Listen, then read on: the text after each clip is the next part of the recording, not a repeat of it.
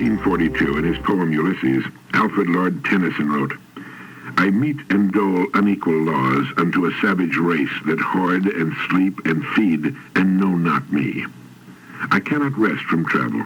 I am a part of all that I have met.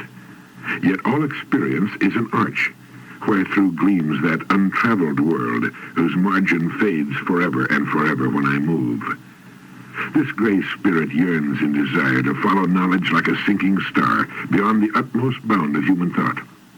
The lights begin to twinkle from the rocks. The long day wanes. The slow moon climbs. The deep moans round with many voices. Come, my friends, 'tis not too late to seek a newer world." All experience is an arch, wherethrough gleams that untraveled world, whose margin fades forever and forever when I move. You know, if there were no other reason to live than to glimpse that untraveled world through the arch of our experience, it would be wonderfully worthwhile. But add to that the fact that no two of us sees the untraveled world, the future, and what it holds in the same way. We cannot, because no two of us is alike. In fact, there never have been two people who were exactly alike in all the millions of years of man's development, nor will there ever be, excluding single-egg twins, which are in effect one person in two bodies. In his excellent book, The Social Contract, Robert Ardrey gives us the reason that no two of us can be exactly alike. The principle is that of recombination. In the act of conception, two parents with different combinations of paired genes contribute half of the resources of each to what becomes a new genetic proposal. The fertilized egg, this randomly determined recombination of parental possibilities, is an accident of staggering possibilities. Theodosius Dobzhansky, an inheritor of Morgan's fruit flies, and today, philosophically, the most equalitarian of geneticists, has described the theoretical Mendelian consequences this way. If the parents have 5 pairs of genes, then there are 32 possible recombinations. If they have 20 pairs, then the possibilities amount to 1,048,576. If they have 32 pairs, then over 2 billion new opportunities confront the offspring. Yet the simplest of animals has genes in the hundreds, and the human being has far over 10,000. We have no comprehensible mathematics to describe the chance against recombination producing two identical human beings. It's a job even our most advanced new generation computers would just sit and short circuit over. Even in the case of brothers and sisters, the chance is 1 in a trillion that any two siblings will be genetically alike, even though they have the same parents. The accident, which determines in such large part what you or I will be, prohibits identicality. Every month, a new egg slips into the womb of the female of the species, and no two eggs are alike. Male sperm is produced in amounts beyond counting, yet no two are alike. And in the first trial of natural selection, there is no determination as to which sperm will have the superior luck or vigor to win the race to the egg and fertilize it. The magnitude of the competition is such that although only one human being will be the normal consequence of the achievement, still a single teaspoonful of male sperm would be sufficient to father every person alive on the earth today, and all would be different. Every human being conceived by sexual recombination is a genetic accident. Every individual being is thus a pioneer, a biological adventure, a brand new first-time person on Earth. No one like you can exist in your species. Common heredity may provide a common disposition among contemporaries or a limited likeness between ancestor and descendant. But the strategy of sex denies the prison of identicality. If you were not created equal, and here we must ask equal to what or to whom, you were yet created free.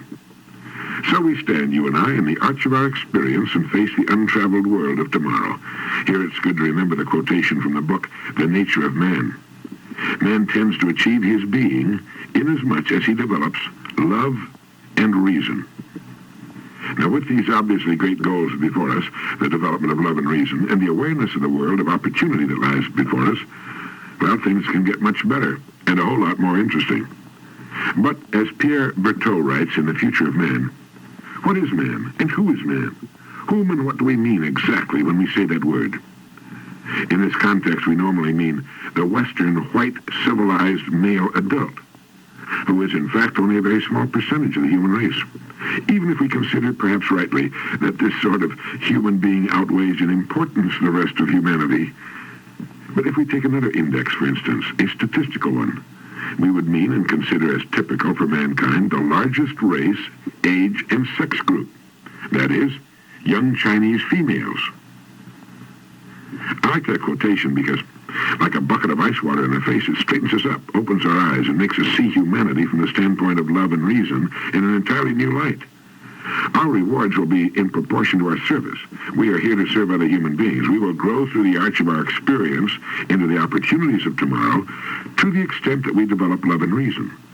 Now let's look at our opportunities for what they really are, not local or regional or national or continental, but global, universal. How can what we do help human beings everywhere on Earth, serve human beings everywhere on Earth, and do it from the standpoint of our originality as persons? It gives a whole new dimension to the word opportunity, doesn't it? But why then do we seem to move so tentatively, so fearfully, through the arch of our experience into the unknown? Russell has written that our instinctive emotions are those that we have inherited from a much more dangerous world, and contain, therefore, a larger portion of fear than they should. We mentioned the geneticist Theodosius Dobzhansky. In his book, Man Evolving, he writes, "By changing what he knows about the world, man changes the world he knows. And by changing the world in which he lives, man changes himself." And Dr. Frederick L. Pollock, in his book, The Future of Man, writes, "Through his images of the future, we come to know man, who he is, and how he wishes to be, what his thoughts are, what he values most highly, what he thinks is worth striving for, and whether he thinks it's attainable. Certain types of men hold certain types of visions, subject to their temper and spirit. Tell me what your vision of the future is, and I'll tell you what you are." Well, what's your vision of the future? Your future and the future of man. Do you believe with Harvey Cox in his book, The Feast of Fools, that man is a transient eczema on a small planet in a third-rate galaxy? Or with Arthur Kessler in The Ghost in the Machine, that evolution has been compared to a labyrinth of blind alleys, and there's nothing very strange or improbable in the assumption that man's native equipment, though superior to that of any other living species, nevertheless contains some built-in error or deficiency which predisposes him towards self-destruction? Both could be right. Loren Eiseley, in his book, The Unexpected Universe, writes, "The evolutionists, piercing beneath the show of momentary stability, discovered, hidden in rudimentary organs, the discarded rubbish of the past. They detected the reptile under the lifted feathers of the bird, the lost terrestrial limbs dwindling beneath the blubber of the giant cetaceans. They saw life rushing outward from an unknown center, just as today the astronomer senses the galaxies fleeing into the infinity of darkness. As the spinning galactic clouds hurl stars and worlds across the night, so life, equally impelled by the centrifugal powers lurking in the germ cell, scatters the splintered radiance of consciousness and sends it prowling and contending through the thickets of the world. We know that we become what we think about most of the time. Well, what do you think about most of the time?" Repeating Dr. Pollock's quote, "Through his images of the future, we come to know man, who he is, and how he wishes to be, what his thoughts are, what he values most highly, what he thinks is worth striving for, and whether he thinks it's attainable. Certain types of men hold certain types of visions, subject to their temper and spirit.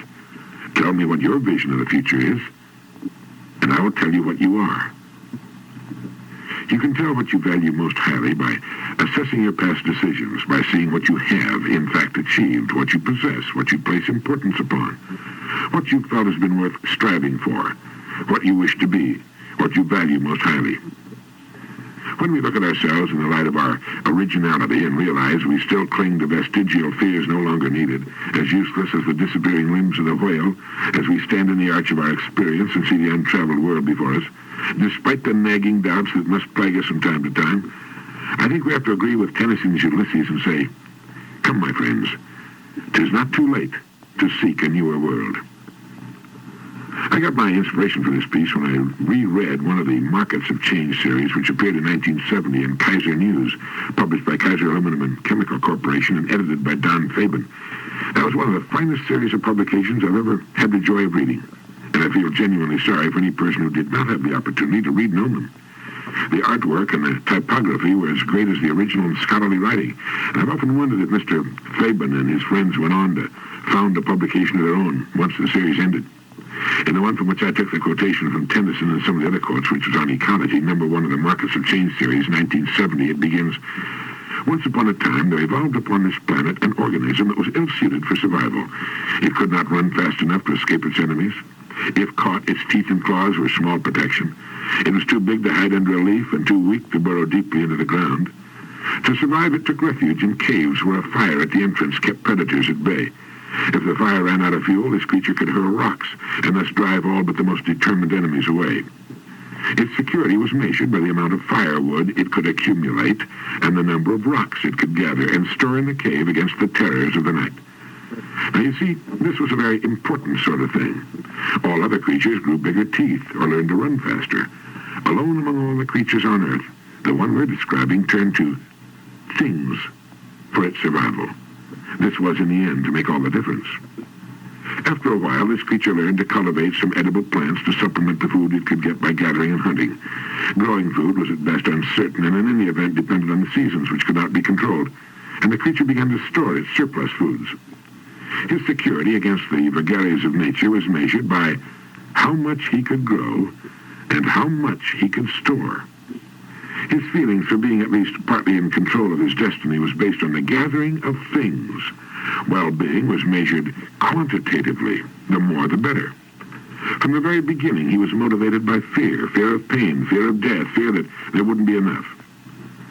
In time, this creature's activities produced so much that it became more convenient to represent the accumulation of things by other things, smaller and easier to carry or to exchange. These symbols, although intrinsically of no value, assumed the same value as things, and men, or at least most men, became engaged in the acquisition and accumulation of the symbols of things. They did this even when they no longer had any need for them. The symbols were the surrogates for the rocks piled in the cave against the coming of the night. Now think of this system as being reinforced over and over through hundreds of generations and thousands of years through social approval, ritualization, and acculturation. That there was something basically wrong with this way of life may be exemplified by the fact that those who refused to subscribe to the accumulation and storage of things, Christ, Muhammad, Buddha, became the founders of the world's great religions. Well, the idea is not to stop collecting our rocks entirely, especially if we have families to think about, now and in the future. The idea is to collect our rocks wisely, or in these days, just collect a few. I attended a conference in Palo Alto, California recently, sponsored by the College of Financial Planners, of which I'm a regent, and where one of the excellent speakers, Mr. Philip L. Ramsdell, pointed out that 96% of the American people fail to achieve financial independence. The reasons for the virtual total state of impecuniousness rampant in the world's richest country are four. One, the high cost of living. That is, price and wage spirals, inflation. Two, the high cost of living high. Consumerism and the credit card society and philosophy, where people in the millions are searching frantically for things to buy instead of putting the same money to work in income-producing property or investments. Three, high taxes and multiple taxes and taxes on top of taxes, taxes which make our real take-home income look like a sheared sheepdog. A family finds it's earning $20,000 a year, according to the latest raise in pay. The man and his wife are ecstatic. What they fail to realize is that the raise in pay has only kept pace with the rising cost of living. But at the same time, the raise in pay has placed them in a new tax bracket. They're now paying more taxes on money, which does not constitute a raise in real pay at all. But they don't realize that, and they move to a larger house, basing their choice of home on the old funny multiple of 4 times annual income. But they think their annual income is $20,000 a year, when in actuality, it's more like $12,000. And they start living on $20,000 a year and trying to pay for it with $12,000. And it's then they find themselves getting behind what's known as the power curve, according to Mr. J. Chandler Peterson from Atlanta, an expert on financial planning. They find themselves borrowing money this year to pay last year's income taxes, then find that they have to pay this year's taxes, plus the amount they borrowed, plus the amount it takes to live on their new higher standard, which is based on an amount of money they're not really earning anyway. Add to this the higher cost of living, everything from schools and lawn tools to eggs and gasoline. Our new young executive with his Brooks Brothers suit and Sears Roebuck underwear finds that he's developed an entirely new capacity for sweating and lying with his eyes wide open in the dark. So number one is the high cost of living. Number two is the high cost of living high. Number 3 is high taxes. And number 4, according to the very knowledgeable Philip L. Ramsdell, president of Combined Financial Corporation, headquartered in San Jose, California, number 4 is the high cost of leaving, which in all likelihood will bring Mrs. Executive face-to-face for the first time in her life with the costs of probate and the woes of the IRS with regard to estate taxes. As one man at the conference put it, at one time we all lived in a large pasture in which we were free to frolic, work, eat, and reproduce. And then the government cut the pasture in half, and we found ourselves with less room to play in. Then it was cut in half again, and again, and again. Anyway, it's not too difficult to see why 96% of the American people wind up flat broke and disillusioned about how to play the collect the rocks for the cave game. Now, it's true that some people are able to collect these symbol things, money, even when they no longer need it. But they constitute perhaps 1/2% of the population. And it's perhaps better to have a few more rocks than you need, since none of us knows for sure how long he's going to live and need them, than it is to run out of them entirely when we're 65 and still have 15 to 20 good years ahead of us. Let me try to remember an example of how what seems to look good can be something entirely different in reality. It was an example given by Mr. Chandler Peterson of Atlanta. Let's say you have $10,000 invested at 10% compounded, a very handsome rate of interest, you'll agree. That brings you a return of $1,000. But you're on the 50% tax bracket, which cuts that down to $500. Add state and local taxes, which take another 6% or 7% bite, and you've got $460 or something, and we're being very generous. The rate of inflation this past year was figured at 7%. Well, when Mr. Peterson got through, you had a net return on your 10% of $10,000 of, get this, minus 2.5%. What looked like a truly regal return on your money was in actuality putting you in the hole. That's why the majority of working people in our society have a negative cash flow. Earnings do not produce security. We need to put that $10,000 into a tax-deductible investment that will produce no current taxable income, that will produce tax-free buildup, and eventually, when we need it, a tax-favored payout, such as capital gains. In addition, we need an orderly method of transferring our estate at death through an IRS-approved investment and trust arrangement. But first, we need to find the income to work with our financial planner so that we can create a meaningful estate. And to do that, we must either augment our means or diminish our wants, as Ben Franklin suggested. We must live within our means, whatever those means happen to be. If we can theoretically afford to live in a $100,000 home, let's live in a $50,000 number and agree to apply the 2-point common sense rule to everything we buy or want to buy. Whenever we find ourselves facing a buying situation, we test it against 2 questions. 1, do I really need it? Is it necessary? And 2, can I afford it? The second question should be based on an actual understanding of what our true income is after taxes, after expenses, and after provision for our future. At the seminar, a case was brought out about a high-income doctor who faced imminent bankruptcy. He was deeply in debt, owed last year's taxes, and was living beyond his means. Working with his financial planner, in 2 years he was debt-free and saving money the right way. It's seldom too late to get squared away, but we must guard against letting our living standard go up as our income goes up, because as a rule, it's not a real increase in income at all. It's just keeping pace with inflation and putting us in progressively higher income tax brackets. Albert Camus wrote in his notebooks, "It is a kind of spiritual snobbery that makes people think they can be happy without money." And if you don't think he's right, try it sometime. Ogden Nash in The Terrible People wrote, "Certainly there are lots of things in life that money won't buy, but it's very funny. Have you ever tried to buy them without money?" What do those who are trying to help the poor and the disadvantaged want? They want and need money. They clamor for federal and state money. They need federal and state money, but that money comes from hardworking people. It comes out of the money earner's pocketbook, whether it's a person or a company. All of it comes from taxes. We need to clean up the ghettos. It takes money to do it. We need to build whole new clean communities, better schools. We need to tear down the rat-ridden, mind-grinding, spirit-killing human dumps that exist in our big cities and replace them with cleanliness and order. It can only be done with money, and more money. In Major Barbara, G.B. Shaw wrote, "The 7 deadly sins, food, clothing, heat, rent, taxes, respectability, and children. Nothing can lift those 7 millstones of man's neck but money, and the spirit cannot soar until the millstones are lifted."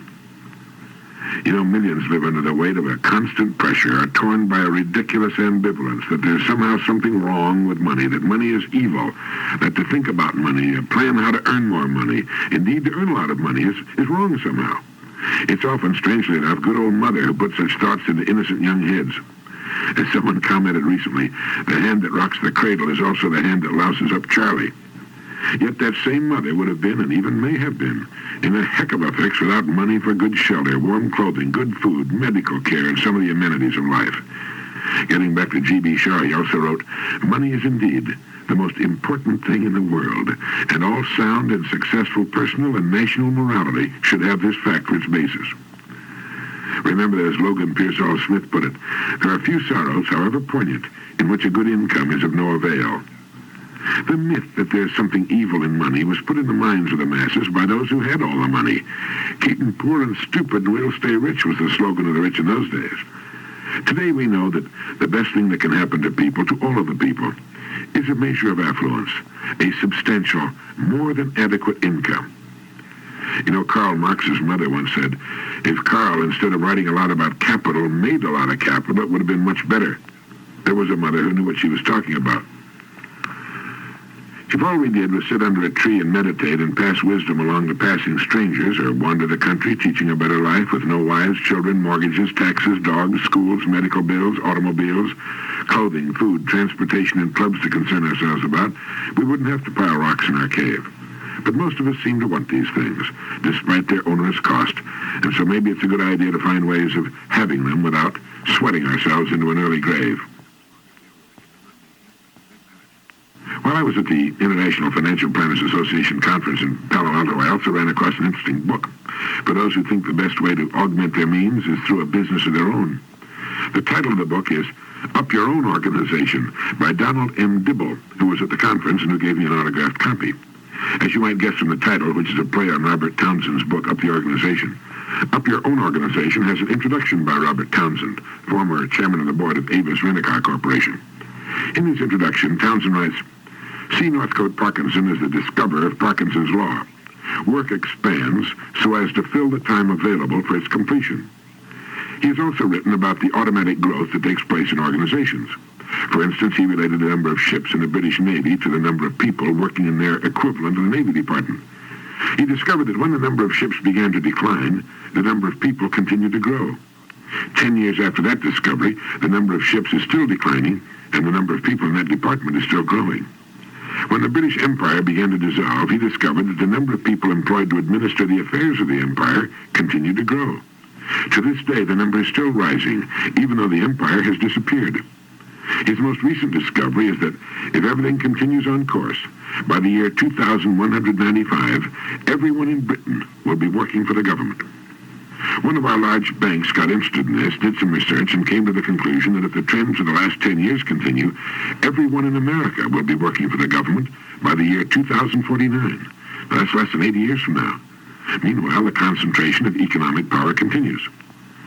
Anthony Jay, in his new book, Corporation Man, published by Random House, concludes, "It seems almost inevitable that, well before the end of this century, most of the wealth of the Western world will be controlled by 300 to 600 giant international corporations. The only argument now is about the exact number."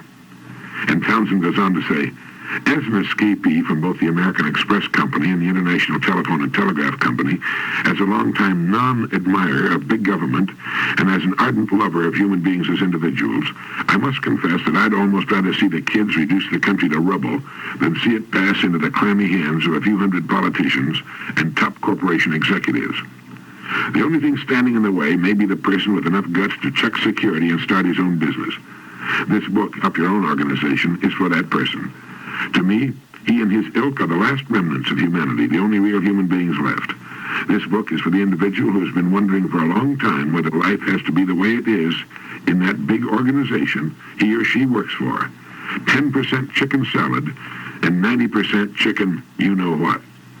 Wouldn't it be fun, asks this individual, Robert Townsend writes, to see if we could start a new company dedicated to chicken salad. Chicken salad for the customer, for all the shareholders, and for the employees, most of whom will be shareholders too. On the plane flying back to Florida from San Francisco, I did a pretty good skimming job on Mr. Dibble's book, and if you've toyed with the idea of joining the drawn-faced, hollow, staring-eyed, trembling hands group known as entrepreneurs, who sometimes get very rich, and sometimes work their you-know-what off for 40 years for less money than they could have made if they'd stayed with old ABC Company in a 40-hour week, and who sometimes end up in bankruptcy, by all means buy and read Up Your Own Organization by Donald M. Dibble, published by Hawthorne Books. As the late Vince Lombardi once said of the forward pass in football, only 4 things can happen to a forward pass, and 3 of them are bad. Going into business for yourself is on the same order, but what would football be without the forward pass? And what would this country be without entrepreneurs? The definition of entrepreneur is one who assumes the risk and management of business, an enterpriser. And I read in Ethics, the International Journal of Social, Political, and Legal Philosophy, published by the University of Chicago Press, in an article, Kierkegaard, The Self and Ethical Existence by George J. Stack of the State University of New York, a quotation of Kierkegaard that should make us all stop and think. He said, "There is nothing of which every man is so afraid of as getting to know how enormously much he is capable of doing and becoming." There is nothing of which every man is so afraid of as getting to know how enormously much he is capable of doing and becoming.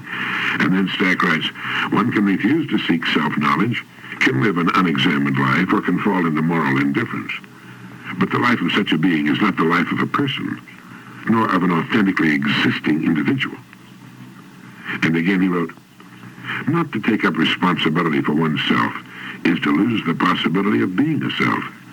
And by coming to know the actual self as far as this is possible, one accepts responsibility for what one has been, and one is now capable of deliberate choice. Choice integrates the various aspects of the self, unifies and consolidates the diverse, often contradictory tendencies of the potential self. Well, it's a tremendous article. I wish we could give you the whole thing. If you write to the University of Chicago Press, I'm sure they can supply you with a copy, and I think you'd enjoy Ethics as much as I do. In another place, Professor Stack writes, one of the most primitive forms of self-alienation is manifested when an individual does what they want him to do. They meaning significant others, dominant or influential others, even though it's something which he consciously does not want to do. Perhaps we should hit those points in order. First, it's by finding ourselves that we can come to know how enormously much we're really capable of doing and becoming. It is not by acting a part, trying to live like other people, living a second-hand and derivative life, that we come to know our real powers. It's by finding ourselves. It's by examining and exploring ourselves and taking full responsibility for ourselves. Not to take up responsibility for oneself, as Professor Stack writes, is to lose the possibility of being a self. And by coming to know the actual self as far as this is possible, one accepts responsibility for what one has been, and one is now capable of deliberate choice. Choice integrates the various aspects of the self, unifies and consolidates the diverse, often contradictory tendencies of the potential self. And one of the most primitive forms of self-alienation, of cutting ourselves away from the real and powerful person we truly are, comes about when we do what they want us to do, even though it's something we consciously do not want to do. In another part of the article, Professor Stack writes about the importance of choice and says we do not deliberate about driving our car from one place to another, from our place of work to our home. We simply do it voluntarily. There are, however, specific moments when we're confronted with choices which we know will have important ramifications for our lives. A person may ask himself, should I pursue this career or that? Should I live in accordance with ethical categories or not? Should I marry or not? Should I serve in combat in time of war, or should I be a conscientious objector? Should I believe in the existence of God or not? There are some options which one encounters which are, as William James pointed out, momentous options for ourselves.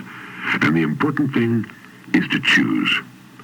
Since this resoluteness is an affirmation of one's self, an expression of one's individuality. Irresolution is either an incapacity to choose or an unwillingness to choose. What is lacking is serious or passionate concern. The great quotation by Emerson popped into my mind. He said, what a new face courage puts on everything. It's by having the courage to make the decisions that represent our real gut choices, to take responsibility for our decisions in our lives, that we will find our true powers. As Mumford writes, the great mass of comfortable, well-fed people of our civilization live lives of emotional apathy and mental torpor, lives of enfeebled desire, second-hand lives.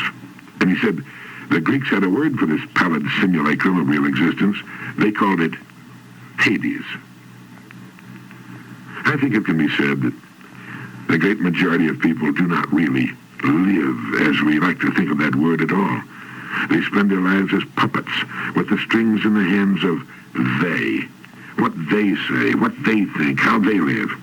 George Stack reminds us that Socrates held that it is by no means necessary that everyone become a man, and Kierkegaard held that it is by no means necessary or inevitable that one become a person or an integral self.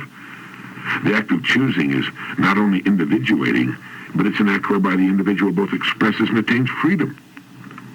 The primitive freedom an individual has is the freedom for possibility. Before William James, Kierkegaard insisted that only in a world in which there is possibility is freedom itself possible. And he writes, an individual who chooses himself ethically, chooses himself as this concrete individual who exists here and now, and whose present existence has been shaped by causal factors which he appropriates. That the individual becomes conscious of himself as this definite person with these talents, these dispositions, these instincts, these passions, influenced by these definite surroundings, as this definite product of a definite environment. But being conscious of himself in this way, he assumes responsibility for all this. Having freely chosen what has been, as it were, imposed upon him, the individual is now able to bear responsibility for what he does with these inherited dispositions, these psychological tendencies or characteristics. Freedom is not, as it was for Spinoza, the recognition of necessity, but it is manifested in and made possible by the appropriation of necessity and possibility. Human freedom is not given as such, except as a possibility that may be actualized. It is the finite freedom of a person who is shaped and influenced by some circumstances which are outside his power. Man is determined in his being, but determining in his becoming. Choosing oneself as determined is a condition for the possibility of realizing oneself as free, for possibilities positive for oneself. And not to act on a possibility is to run the risk of losing that possibility as possibility. And I've long been of the opinion that trying to play it too safely is about the best way in the world to remove most of all possibility from our lives and end by missing the boat, by missing ourselves and our powers. Dr. Frederick S. Perls agreed with this idea too. His book, Gestalt Therapy, verbatim, is one of the most charming, educating, and refreshing books I've read in a long time. I've become a fan of Gestalt therapy, and as he points out in the frontispiece, to suffer one's death and to be reborn is not easy. I think we do this when we shrug off the phony life imposed upon us by others and the environment as much as we can, and take responsibility for ourselves and our future. The prayer in Gestalt therapy is great. It goes like this: I do my thing, and you do your thing. I am not in this world to live up to your expectations, and you are not in this world to live up to mine. You are you, and I am I. And if by chance we find each other, it's beautiful. If not, it can't be helped.